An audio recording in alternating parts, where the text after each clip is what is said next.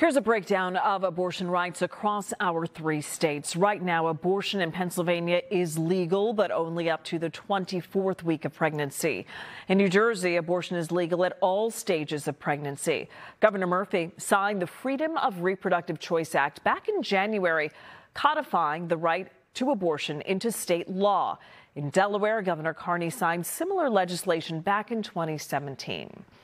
Last August, NBC News polled people about abortion and the Roe v. Wade decision. Of the people who responded to the poll, 54% said abortion should always be legal. 31% of people polled said abortion should be legal most of the time. And 42% of people polled said abortion should be illegal. Back in 2018, a similar poll found that 71% of registered voters believed Roe v. Wade should not be overturned. Let's bring in Villanova Law professor Michael Moreland now. Professor Moreland, thank you for being with us this evening. Glad to be with you. We know this is a draft. Could this leak and public backlash do anything to potentially change it? Well, it's hard to know. The fact of the leak is astonishing, the breach of confidentiality of the court's proceedings. We know it's 3 months old also, so certainly some of the language has probably changed. What we don't know is whether there's been any change in the voting alignment of the court, and for that we'll just have to wait to see what the final decision looks like.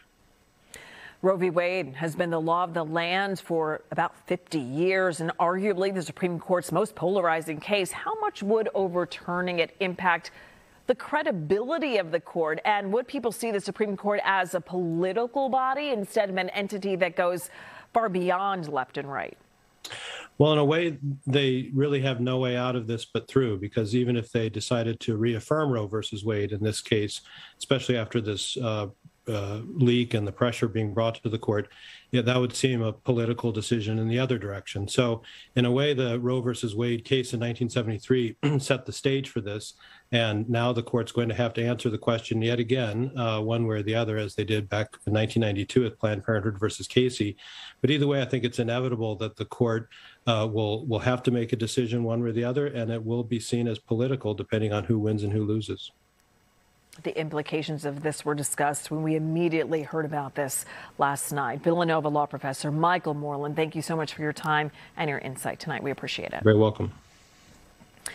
30 years ago, Pennsylvania played a key role in the nation's abortion debate. It was a lawsuit that brought the Supreme Court close to overturning Roe v. Wade. The 1992 case paved the way for abortion restrictions. After abortion became legal, Pennsylvania passed the state's Abortion Control Act, which put rules in place for women seeking abortions, including a 24-hour waiting period. Planned Parenthood sued the governor, who opposed abortion rights. The group argued the state's restrictions violated a woman's right to an abortion.